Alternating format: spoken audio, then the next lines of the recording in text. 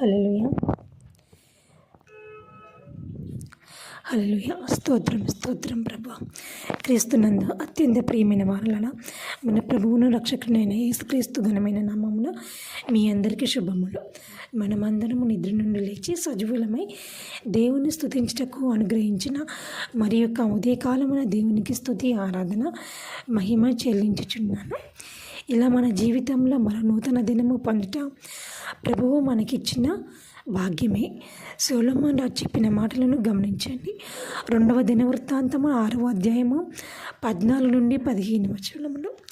యెహోవా ఇశ్రాయేలుల దేవా, హృదయపూర్వకముగా నిన్ను అనుసరించి నీ భక్తులకు నీ నిబంధనను నెరవేర్చుచు కృప చూపుచుండు నీ వంటి దేవుడు ఆకాశమందైనను భూమి అందైనను లేడు. నీ సేవకుడైన దావీదు అను నా తండ్రితో నీవు సెలవిచ్చిన మాట నెరవేర్చి ఉన్నావు అని దేవుని స్తుతిస్తూ రాజైన సొలొమోను హృదయపూర్వకంగా దేవుణ్ణి అనుసరించాడు. మనము కూడా మన ప్రభువైన యేసుక్రీస్తును హృదయపూర్వకముగా ఆరాధిస్తే ఆయన మనతో చేసిన నిబంధనను బట్టి తన రెక్కల చాటున దాచి కాపాడుతాడు. కాబట్టి ఈరోజు మనమందరము ఆరాధన కొరకు సిద్ధపడుచు ప్రార్థనలో ఏకీభవిద్దాం. దైవ పరిచర్యలో విజయమేరి అద్వితీయుడ, ఆది సంభూతుడ, అత్యున్నతుడ, మీకు స్తోత్రములు. ధవలవర్ణుడా, రత్నవర్ణుడా, 10,000 మందిలో గుర్తించదగిన దేవా, పరిశుద్ధ మీ నామానికి మహిమ ఘనత ప్రభావములు కలుగుగాక.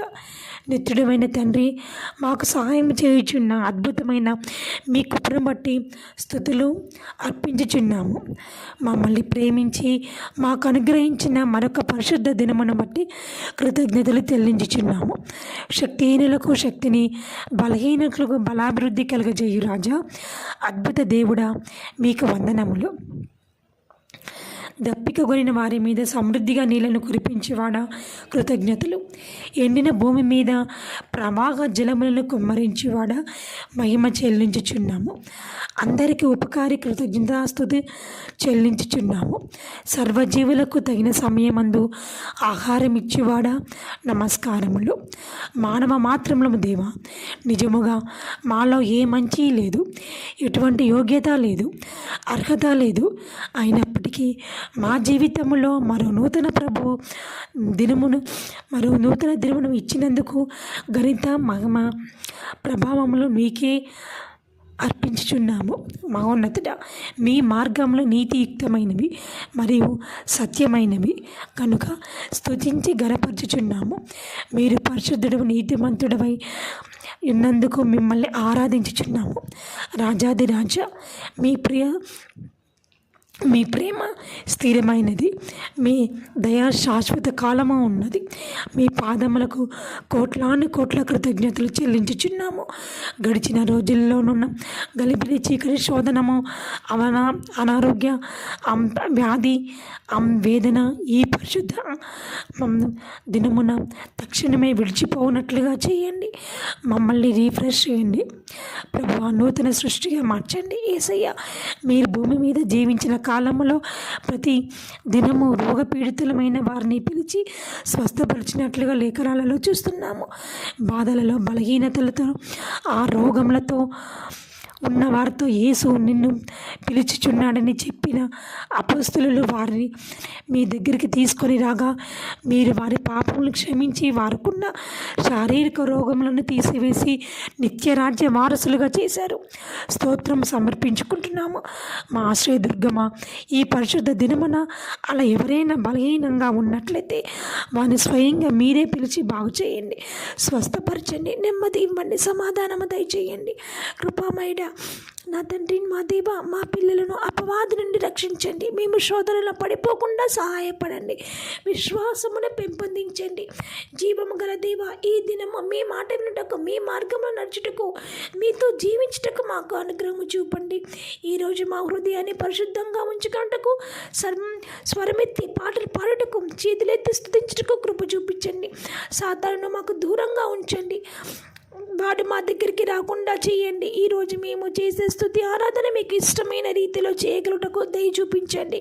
మీరిచ్చే దివ్యమైన సందేశం ఆశీర్వాదంలో జారవిడ్చుకోకుండా కృప చూపించండి. మీరిచ్చిన ఈరోజు మీ కొరకే బ్రతుకుటకు మీ చెయ్యి పట్టుకొని నడిపించండి. మీ ప్రణాళిక చొప్పున చేయండి. ఈ దినము మీకు సాక్షులుగా జీవించుటకు, మీ ప్రేమను పంచుటకు, మీ స్వరూపత్యంలోనికి మార్చబడుటకు మహోన్నతమైన మీ కృప దయచేయమని అడుగుచున్నాము. తండ్రి దేవా ఈ ఉదయకాలం సమయంలో తండ్రి దేవా అనారోగ్యంతో బాధపడుచున్న బిడ్డలను మరొక్కసారి జ్ఞాపకము చేసుకోమని అడుగుచున్నాము. అయ్యా, మీరు మీ గ్రంథం 30:17 మీరు సెలవు ఇచ్చి ఉన్నారు. అయితే నేను నీకు ఆరోగ్యము కలగజేసేదను, నీ గాయములను మార్పెదను. ఇదే యెహోవా వాక్కు. ప్రభువా, ఆ బిడ్డల పట్ల ఈ వాగ్దానం స్థిరపరచమని అడుగుచున్నాము. యోబు గ్రంథము 5:18 ఆయన చేతిలో స్వస్థపరచును. అవును ప్రభువా, నీ పరిశుద్ధమైన చేతులతోని ప్రభువా, ఈ ఉదయకాల సమయంలో ఎంతమంది బిడ్డలైతే అనారోగ్య సమస్యలతోని మీ పాదాల చెంత మొదటి గడిలోనే కన్నీరు కారుస్తున్నారో ఆ బిడ్డలని తండ్రి పరిశుద్ధపరచండి, స్వస్థపరచండి తండ్రి దేవా. అలాగనే నా తండ్రి నా దేవా, మత్తయి గ్రంథము 9:35 యేసువారు సమాజ మందిరములలో బోధించుచు రాజ్య సువార్త ప్రకటించుచు ప్రతి విధమైన రోగమును ప్రతి విధమైన వ్యాధిని స్వస్థపరచుచు సమస్త పట్టణముల యందును గాయముల యందును సంచారము చేశాను. ప్రభువా తండ్రి నా దేవా, మీ స్వార్థ పరిచర్యలో నా తండ్రి ఎంతమంది బిడ్డలైతే విశ్వాసం ఉంచి తండ్రి నా దేవా మీ పాదాల చెంతకు వచ్చి ఉన్నారు. ప్రతి బిడ్డను ప్రతి విధమైన రోగం నుంచి స్వస్థపరచమని అడుగుచున్నాము తండ్రి నా దేవా.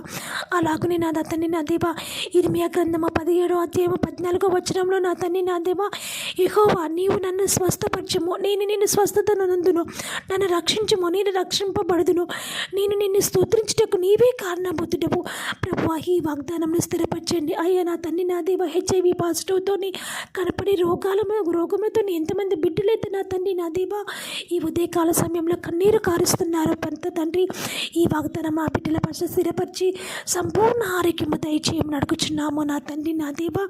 దేవాలాగునే నా తండ్రి నా దేవా, ఇర్మియా గ్రంథము 33 నా తండ్రి నా దేవా 6 నేను దానికి ఆరోగ్యమును స్వస్థతను మలన రప్పించుచున్నాను, వారిని స్వస్థపరచుచున్నాను, వారికి సత్య సమాధానం సమృద్ధిగా బయలుపరిచేదన్న వాగ్దానం ఆ బిడ్డల పట్ల నెరవేర్చమని మేము చేసిన ఈ చిన్ని ప్రార్థన మీ బంగారు పాదాల చెంత ధూపంలో చేర్చుకోమని మా ప్రియ కుమారుడు నజరేయుడైన యేసుక్రీస్తు ప్రభువారి అతి పరిశుద్ధ నామములో అడిగి వేడుకొంచున్నాను పరమ తండ్రి.